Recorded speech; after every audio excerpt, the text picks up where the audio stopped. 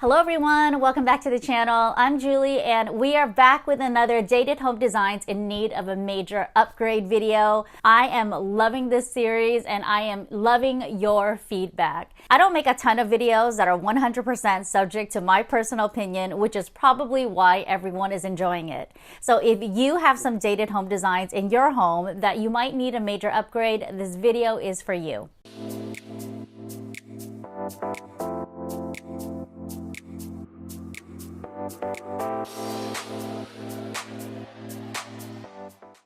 Just to give you a little refresher, this series was born out of my incessant need to constantly be on Redfin, Zillow, pretty much searching the MLS for home listings. As most of you know, I design custom homes for a living. Clients typically come to me when they have a piece of land and we build from the ground up. But personally for me, I feel like you get such a bang for your buck if you look for a fixer-upper. I want you to key in to different design details that you can fix up yourself, you could DIY, or you could upgrade for very little cost that would add so much value to the home. So this was the entire reason behind this series. Let's jump right into today's list of dated home designs in need of a major upgrade. The very first dated home design is bathroom accent tile. I know that there are a lot of popular opinions out here. Some of you love accent tiles, some of you cannot stand it. I come from the camp that truly believes there are so many better substitutes to accent a shower wall or a tub wall other than filling it up with a contrasting accent tile. You know what I'm talking about when it comes to accent tile. Sometimes there's like a bold stripe running up and down. Sometimes there's a bold horizontal stripe. Sometimes there's an accent tile that fills up an entire shower niche, and it has nothing to do with the main star of the bathroom, which is a feature tile. We're talking about high contrast colors, high contrast finishes, pretty much what the homeowner believed would really zhuzh up the space, but to me it's doing the exact opposite. I don't know who told them that running a zigzagging contrasting tile was really going to amp up this bathroom, but to me, it just looks dated. It's a poor style choice, and there are so many better options out there. If you fall in love with a tile, whether or not it's a natural stone or a ceramic or a porcelain, why not run it from floor to ceiling? That way, you get a really beautiful elevation that has natural veining in it, a really beautiful color. You can even design a really cool pattern using the variation in tiles themselves. If you're looking to add accent tile, I wouldn't break up the body of a shower wall with this accent. Instead, why don't you relegate it to the shower pan instead? That way, it could be a really beautiful burst of visual interest that doesn't compete with the walls.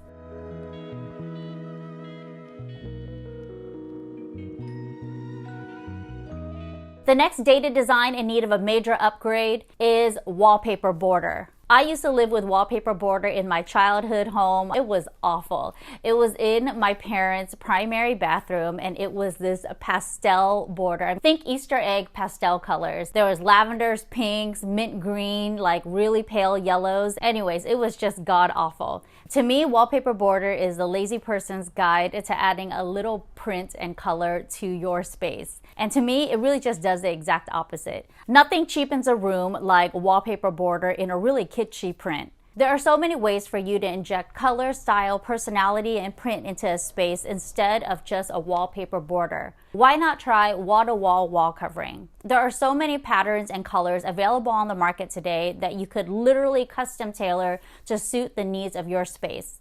Wallpaper manufacturers now give you the option to pretty much dye any single paper with any tint and tone that you like.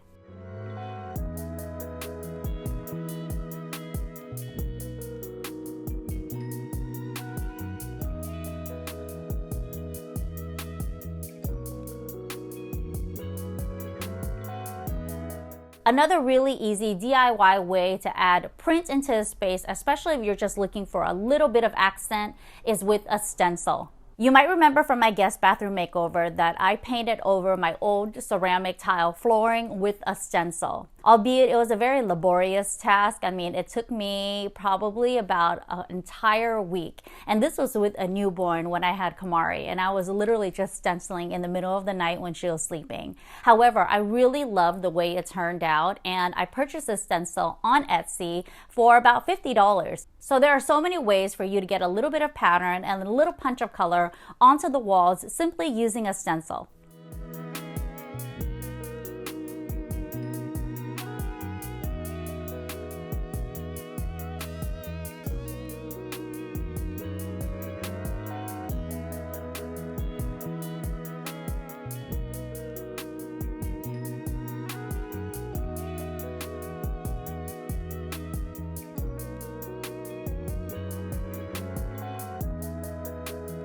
Another dated design in need of a major upgrade is built-in bed frames. I mean, this look just screams 80s. My parents had it, and I'm pretty sure it just seemed really functional at the same time. I mean, you turn around behind you and there's already like a built-in shelf. There's a place for you to put your vitamins, your glasses, your books, and also there's a mirror there as well. I mean, it seems like a really cool, smart design, and I'm pretty sure in the 80s they were really pushing this, but now it is such a dated look. Not to mention that it goes against every feng shui principle out there to have your headboard against a solid wall. I don't even know that there's any manufacturer now that even sells this type of look. So I'm pretty sure if you're trying to find this look, you would have to get it on Craigslist or eBay or Facebook Market. But I don't think there's any demand for it as well. This is just a really old, dated 80s design. I mean, there's just big, bulky wood frames. It just takes up way too much space. So if you're looking to upgrade this 80s design, look for a full panel wood frame instead.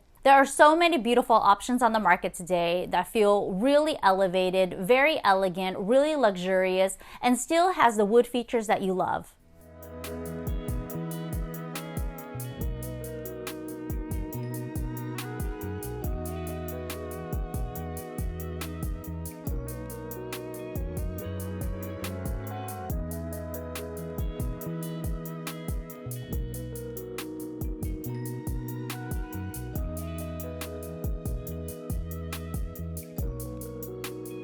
Another dated home design in need of a major upgrade are those decorative ledges. I've seen them in so many older homes, and there's a huge difference between a decorative ledge and floating shelves. A decorative ledge is usually seen in the middle of a wall. It could even be above the top header of a windowsill and is filled with all sorts of tchotchkes and paraphernalia. They're typically filled with a lot of clutter and not a whole lot of design. I want you to do away with those decorative ledges that really have no design direction and instead focus on a gallery of floating shelves instead. If you really love this look and you love open shelving, which clearly I do, I have it in my kitchen now, think about your design intent. What is it that you're trying to display? Is it a collection of memorabilia? Is it artwork? Is it photography? Is it sculptures, pottery? I mean, really think about your hobby or what it is that you're trying to display and curate a collection that's really well thought out and not kind of sticking out in the middle of a room.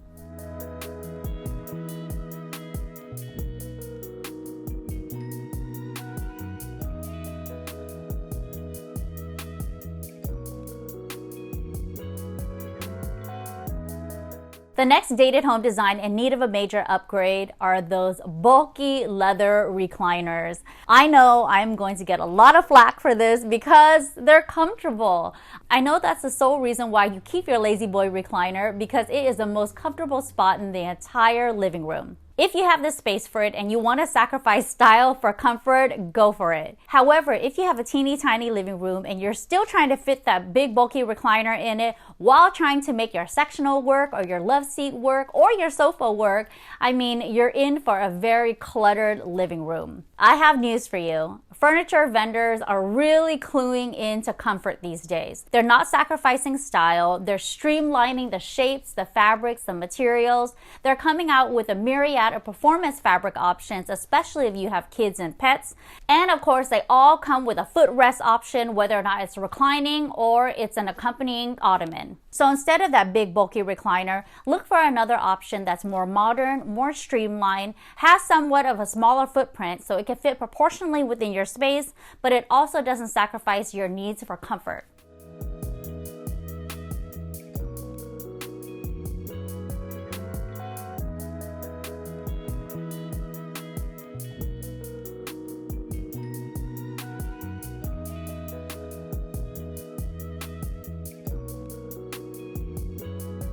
The next dated design in need of a major upgrade are those wet bars. Raise your hand if you grew up with a wet bar. I remember the wet bar in my childhood home, and we literally just used it as extra storage. I mean, the storage options were great because not only can you put your extra dishware and your extra cups there, but it almost became like a filling zone for paperwork. Whether or not it was books, it was a kid's homework, we never used a wet bar for what it was originally intended for, which is cocktail hour. This is a very 60s and 70s type of design, and of course you see it in the 80s as well. There are so many ways for you to upgrade this space, and of course the easiest is just to turn it into a storage area. Since wet bars are primarily composed of a piece of cabinet that is attached to an L-shaped wall, you could fill up that second half of the wall with drywall and either create another makeshift pantry if you lack storage, or you could demo the entire space and create even a powder room. If you're looking for a solution that requires as little effort as possible,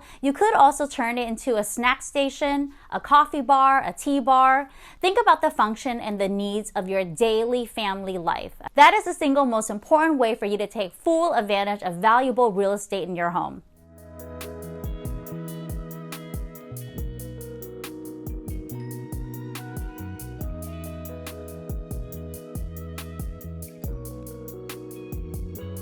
And lastly, a dated design in need of a major upgrade is wall-to-wall carpeting. I grew up with wall-to-wall carpeting in my childhood home as well. I mean, we're talking about carpeting in every single bathroom of the home. We're talking about carpeting that even led up into the pantry of the kitchen. I don't even know what previous homeowners were thinking, except that they probably felt it was really lush underfoot and it just was an elevated sense of luxurious living. Why wasn't anyone afraid of mold back then? I mean, mold is not a new discovery, people. A really simple way for you to upgrade wall-to-wall carpeting is to simply rip it out. I mean, definitely rip it out of all wet-rated areas. No carpeting in the bathrooms, no carpeting in the laundry rooms, no carpeting anywhere near your kitchen. You'd be replacing this with tile, with vinyl, pretty much any type of finish that is impenetrable to moisture. If you still love carpet, I would relegate it to the rooms that don't receive a whole lot of traffic. That would be the bedrooms or the home office, pretty much the rooms that only 1 or 2 people use daily. If you currently have wall-to-wall carpeting and you're not about to replace it or rip it out, a really good idea would be to invest in a professional steam cleaner. You could rent these steam cleaners at your local hardware store and do it yourself, or you can enlist a professional carpet cleaning company to come and they could clean the carpet in 1 day. My professional carpet cleaner cleans a 10 by 10 room for less than $150, and he could pretty much do the entire house in 1 afternoon. So it's not a huge investment to get your old carpet looking clean and sparkling again.